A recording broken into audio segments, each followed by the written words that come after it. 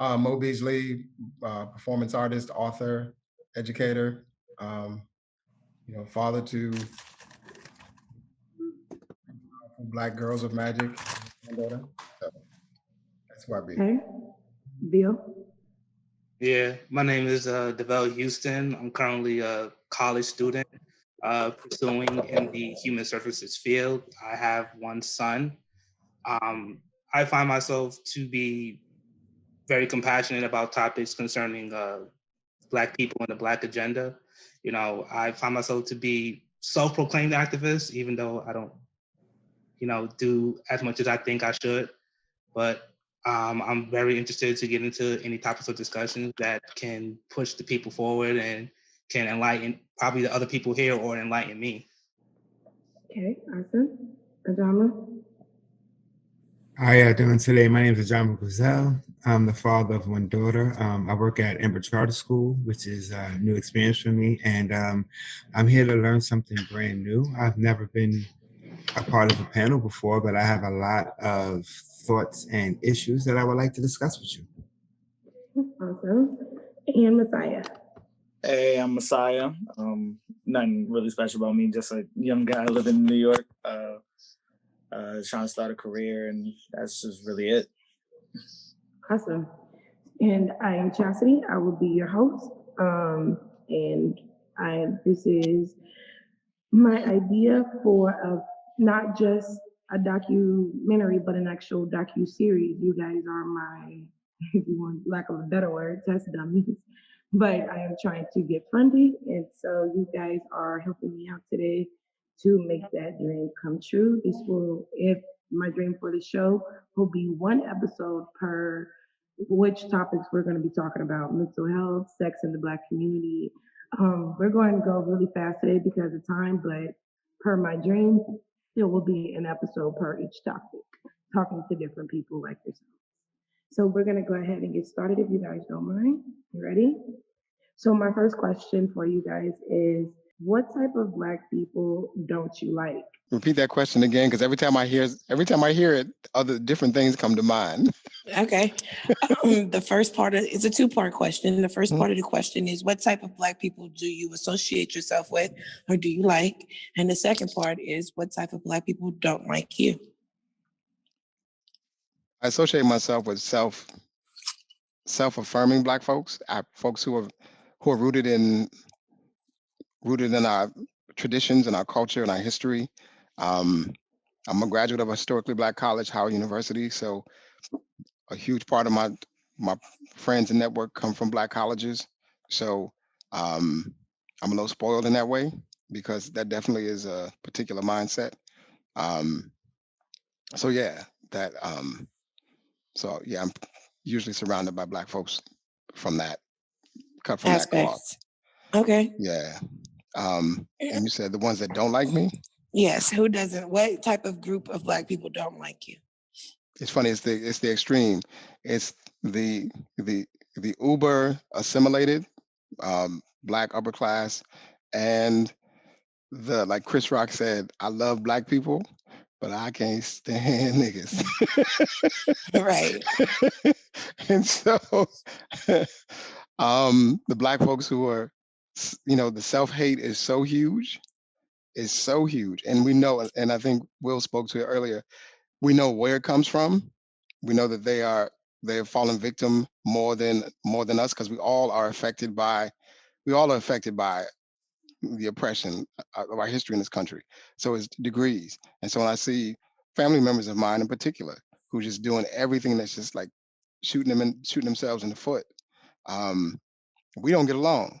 And I've it's, and I guess we'll talk about it later. My first book, No Good Nigga Blues, was about me. There was a period in my life where I stayed away from them no good niggas I grew up with. As a professional male, especially a professional Black male, do you feel pressure to be a model Black citizen? Oh yeah, and I rail against that. I am. It offends me deeply. I moved here to Florida 2 years ago, and I've had Black people say to me at my new job, it's like, you got to work 3 times as hard as them to be considered half as good. And I was Right. like, I'm offended by that remark. And I'm thinking, oh, I'm in the deep South. I'm in the deepest South. And that's still Right. real. And it's like, Right. oh, so y'all thinking you got to do that to prove? And I know their history. And so that's why, and then there's a person who said that, said, I resent that. I resent that. I resent that comment and that idea.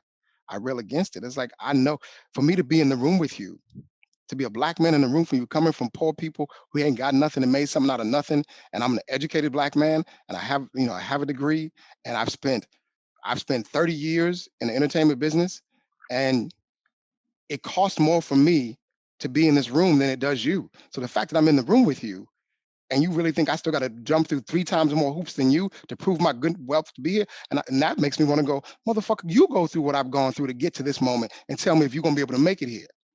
Like, Right. let me drop you in the neighborhood and the family and the community that I came up out of. And you tell me if you're gonna wind up in this seat with me right now. I don't think so. You know what I mean? So yeah, it's a huge trigger for me. So I resent that so much. We're going to switch gears for just a second. And I know that you are a single father raising three beautiful girls. So do you feel like the fact that your children or your daughters are light skinned, how do you think that that's going to play a part in raising them and keeping them humble and with your Black values and the Blackness that you try so hard to subscribe to, especially as little Raina gets older, about 16, 17.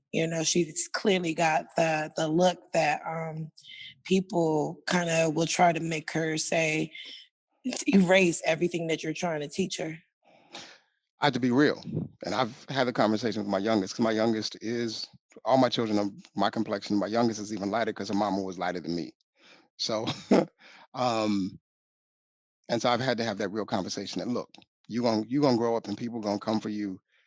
You are you you light, bright, damn near white with a fat ass and pretty eyes. And like Right, that's what the men gonna say, that's what niggas gonna say, that's what the white boys, all of them gonna say. And I have to say it as a father, the way it's gonna come at her.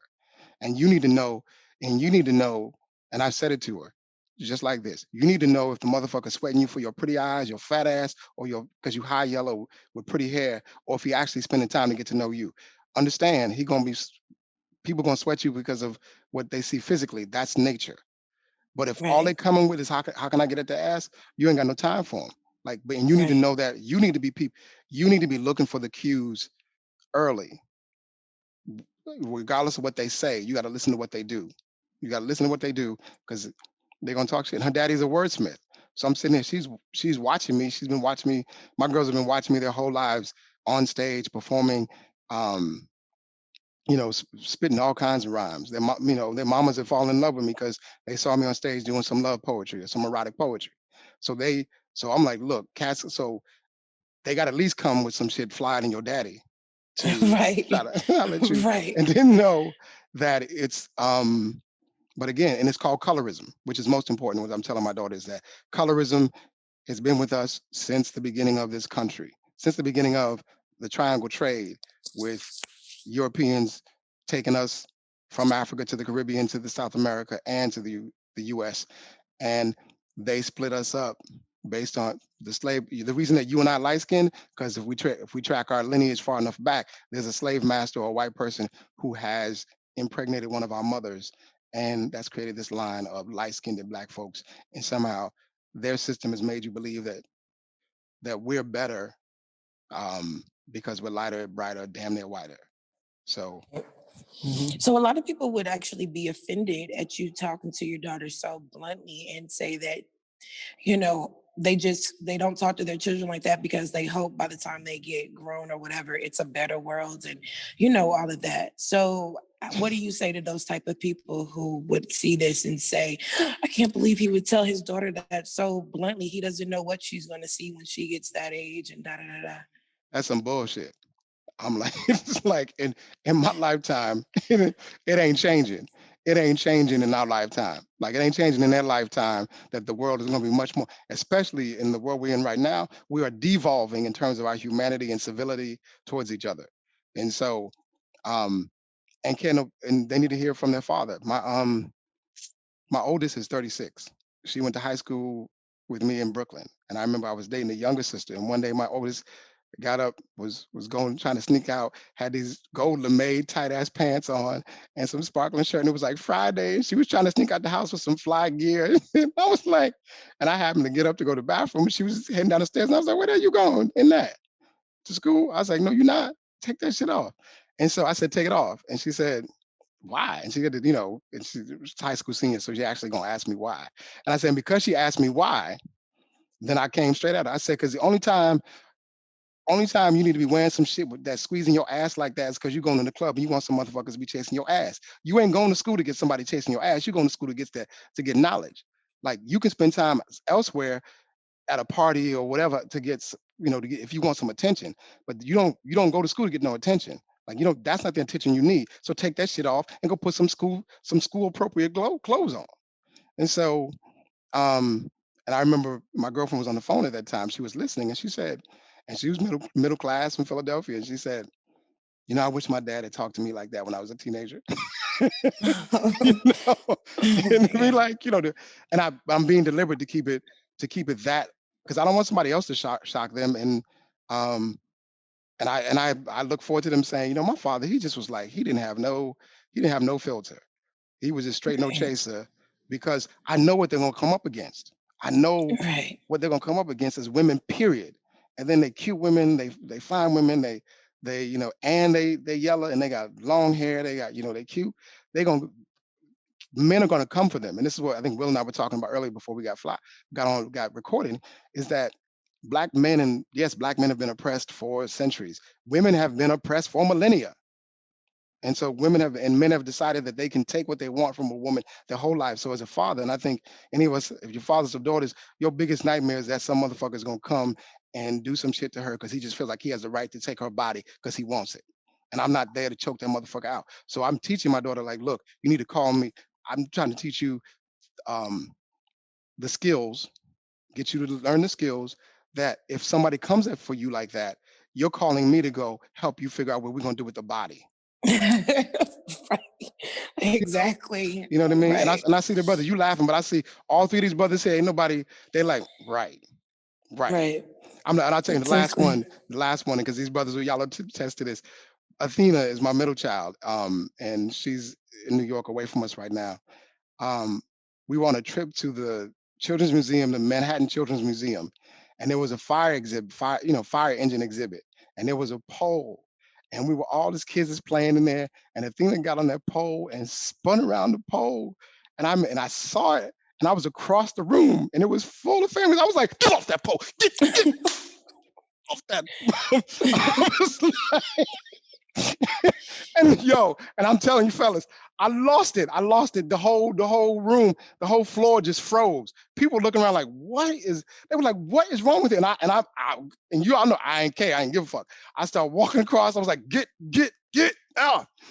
And my friend's cousin, he was there. He was like 20 something. And he was sitting there and he was like, that's right. Daddy's number one job for daddy. Keep your baby girl off the pole. I see you, brother. I'm gonna have to say no. I can't tell you what a good man looks like because I'm not necessarily sure what a good man looks like. Based on who raised me and the stereotypes that I know and the people that I've been around, it's only recent that I've been around African-American men that have something positive to give to society. A lot of the African-American men I've been around typically told you to cheat, told you to sell drugs, told you to carry the guns and all the other stuff. So there isn't any positive messages that I got. All my positive messages came from women. I was raised by a house of women. You see, my mom and my aunts and my cousins, they were all women. There weren't any men in my household because no men stayed in my household. Even growing up, me and my cousin, once we got a certain age, were the man of the family because we were the only men in the family. You had to have a son in order for him to be in the family. Otherwise, we didn't have men in the family. So it's hard to say that there's something for me to look up to or something for me to look out to. I don't know what that looks like. It's more of a, what do I think works for me? What kind of man do I want to be at the end of the day? Do I want to be better than my father? Do I want to be like the guy I saw down the block? Do I want to be like the guy I work for? Do I want to be the drug dealer? What kind of man do I want to be? Because I don't necessarily know what a good man looks like. I just know what different type of men look like. And all I'm able to do is pick from the random men that I see in front of me. A lot of the men that I do see aren't good, but it's what I see, and that's what I have to pick from. All I know is that at the end of the day, I don't want to be my dad. So I want to make sure that my daughter is good. So we're going to talk about a little bit about problematic men. You guys have all said that you know some either in your family or you know some just growing up on the blocks and corners that you guys grew up on, or however they came into your life. Do you guys, now that you've come into an age of awakening in who you want to be as a person, because you've all guys pretty much know your what good and bad is, or kind of know how to look at that as into people, do you guys correct problematic behavior? As if you guys were in a group panel like this and I wasn't here and you guys were all talking or whatever, do you guys correct those type of group men discussions and problematic behavior in men? Like, not correct it as in you trying to tell them what to do, but just kind of try to redirect their thinking a little bit, whether it works or don't work. In conversations with men, I must honestly say, like, I don't try to correct it. I feel like a lot of times that's wasted energy. You know what I mean? Because I feel like a lot of times people are already hardened in their beliefs and in their standings, especially when they're older. That's why I just feel as though it's more fruitful to try and correct the problematic behavior of the youth, of people who are still exploring the world, still coming of age, still having their minds fresh and wide open. When you're dealing with the problematic behavior of adults, it's a very slippery slope in terms of how many people you're actually going to reach with a certain message. You know what I'm saying? Because a lot of times they're stuck in their ways and they're mostly focused on their own substantive material interest a lot of times. And that's just the way it is. And I think us spending that kind of time on trying to correct male behaviors, I think we owe it to tell them that they're doing wrong at least one time. We owe it to them to tell them that they're doing wrong at least one time, so that they can never say no one told them right from wrong. Someone told you at the end of the day. So if you're being told once, you know what I'm saying, then you're aware. You can't claim self-awareness. You wasn't aware, or no one ever taught you. You're aware of it now. And then now you don't have an excuse. You know what I mean? So I think everybody at least is owed to be told them at least once or twice. But will I do it on a day-to-day? Not really. You know what I'm saying? It's not always my position to correct the next person. And sometimes you don't reach them when you're trying to correct them or talk over them. A lot of times you don't reach them. When you have I think a lot can be fixed with a heart-to-heart rather than a judge and a defendant. You know what I'm saying? I think if we can more or less talk to people like on a heart-to-heart and come to understand where they at, reach people where they at. Like, I'm not here to be, to be the judge and you be the defendant. You know what I'm saying? I kind of just want to talk to you on a heart to heart. You know what I mean? Just talk to you, you know what I'm saying? Talk to you like a real man, talk to you like a person, who understands where you come from, but understands sometimes like, yo, there's challenges and sometimes there's always a better way to do something. You know what I mean? And, you just got to open their mind into how they can explore that. You know what I mean? I do that from time to time with my girlfriend, whatever. But when it comes to like other adult males, you know what I'm saying? I just let it be. I just let it be, because a lot of times they just, you know what I'm saying? They're really hardened in their lifestyle. They're really hardened in their beliefs and how they operate. And once the machine is operating a certain way, it's very hard to make it operate differently. You know what I'm saying? So that'll be my answer and the gist of it. Do you guys care, especially since I'm talking to a group of men, do you guys care or ask about your partner's body count? Messiah, we'll start with you. So I've not necessarily been in that situation where I feel like I've had to ask about a body count, but I do. But if I did, I think me asking about a body count would be more so about are you safe? Like, it's like, right? Like, I probably, even before I asked about a body count, I'd be like, when's the last time you got tested? For the longest time, for me personally, I've not done any relationship, especially when I bring sex to the mix where I have not had an emotional connection with someone, or I haven't known them a long time before we've had sex. Like I don't just go out and have sex. So that's one of the things for me. But if I had to, or like if I did, right? Like I'm in a long-term relationship right now, going on 3 years in 2021. So if I did, um, I think my first question is between what's your body count, or if you got tested, or when's the last time you got tested, or a mix of both, because my body count just lets me know, okay, you're promiscuous. So now when's the last time you got tested? It's not really it's not really a Okay. problem. We're gonna get to asking about being tested in a second. So you actually answered a question that I have, but we're gonna go to Bill for the same question. Do you care or ask about a woman's body count? A woman that you know that you're going to soon be intimate with? Yes, I definitely would like ask about something like that. And as Messiah stated, yeah, it's definitely for like health reasons. And I think it kind of does something to my sanity too. It's like if I feel like if I can ask you that plainly and you can tell me the truth, I will feel like if I will have nothing else to fear about you. And I say, because if you could be honest about that, I feel like a lot of times you could be honest about a whole range of things. But I feel like if you're not honest about that, then you're not going to be honest about anything. You know what I'm saying? I would like for someone that I'm dealing with to put it all on the table, as I would do with them. You feel me? Like you know what I'm saying, as a male, you know what I'm saying, you get bodies from the whole spectrum and so forth, you know what I mean?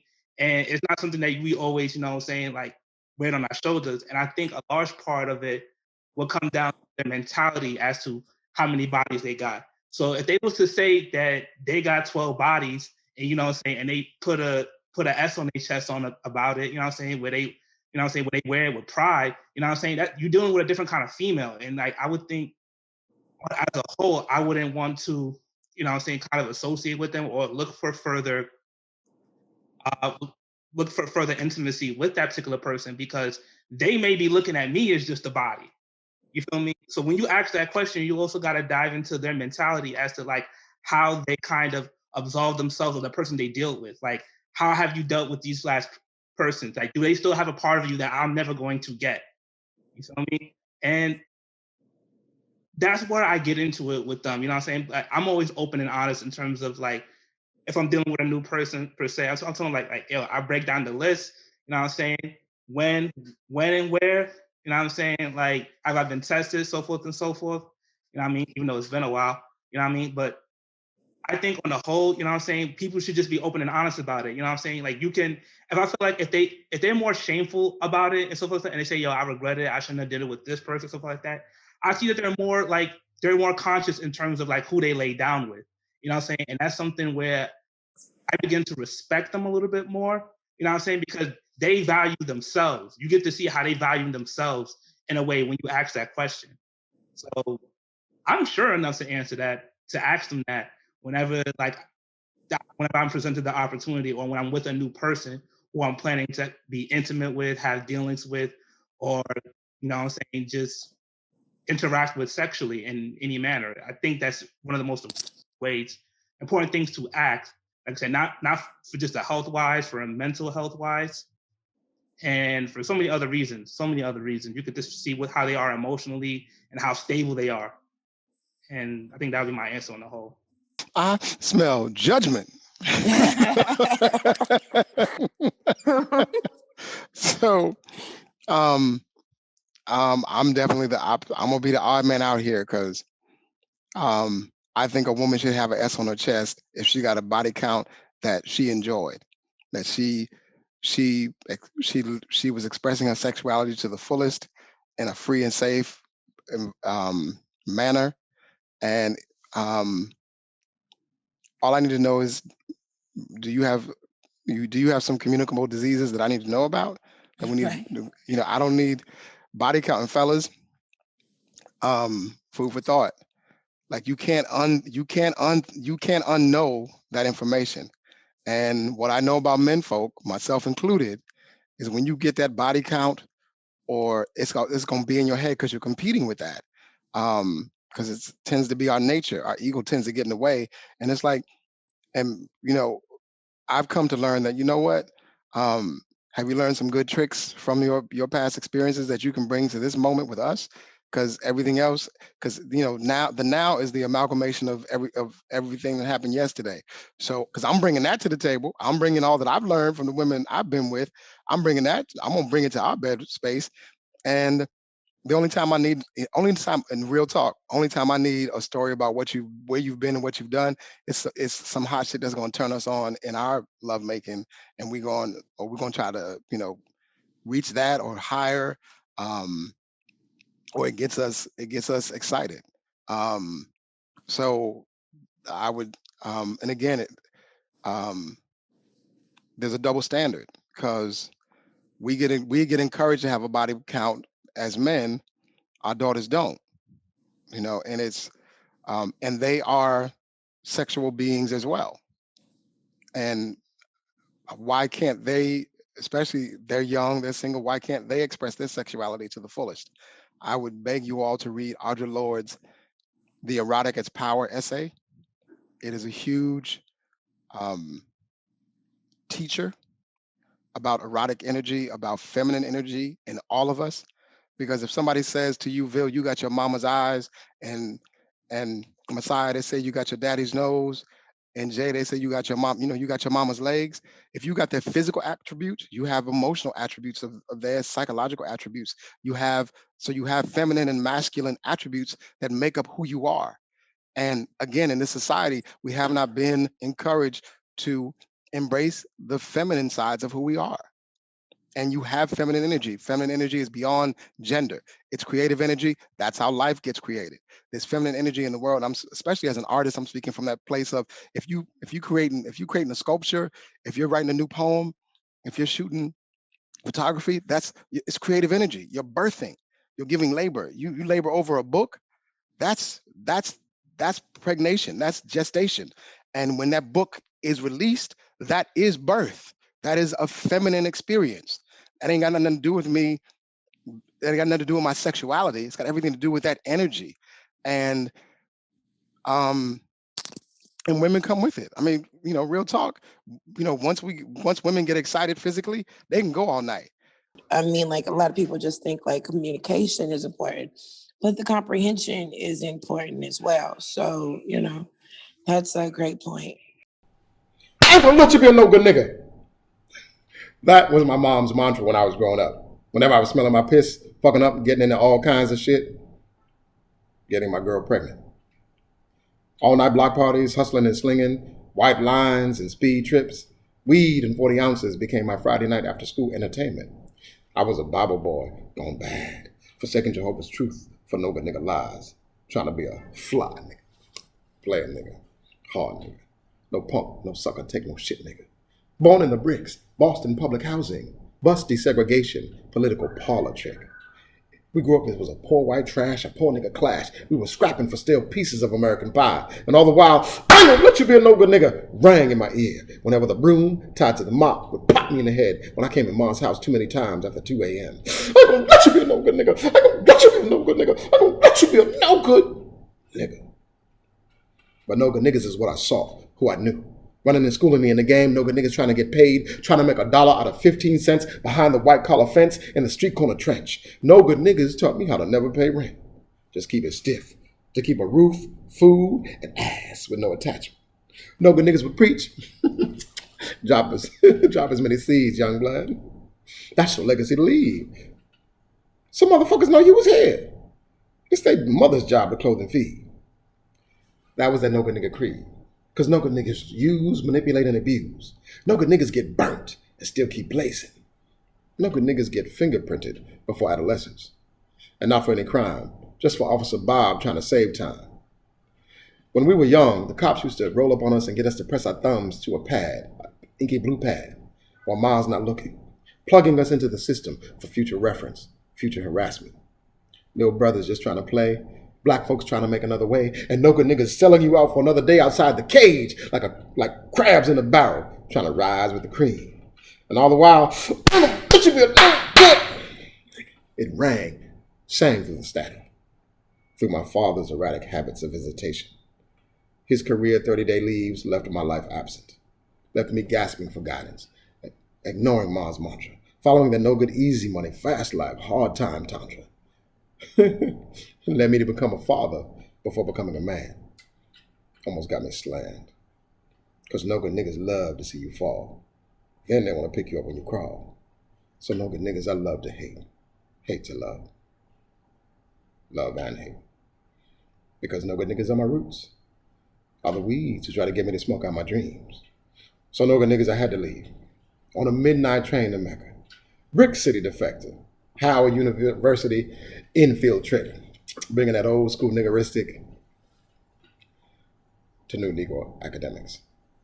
Hustler son, black man to become. Leaving no good niggas behind, but never forgetting that their blood be mine. And realizing that once you become a man, for being a nigga, you can never stand. It's like my man Saul Williams says, my niggas is lost and doing crime, trying to survive, trying to make $1 out of 15 cents behind the white collar fence in the street corner trench, out of the street corner trench. So no good niggas I love to hate, hate to love and hate. No good niggas I miss. No good niggas I can't wait to get back to. Can't wait to get away from. No good niggas I wish mad love to. I wish so much love to my no good treacherous niggas. And I thank my mother for never letting me be a no good or good nigga. I thank my mother for being the muse to these no good nigga blues.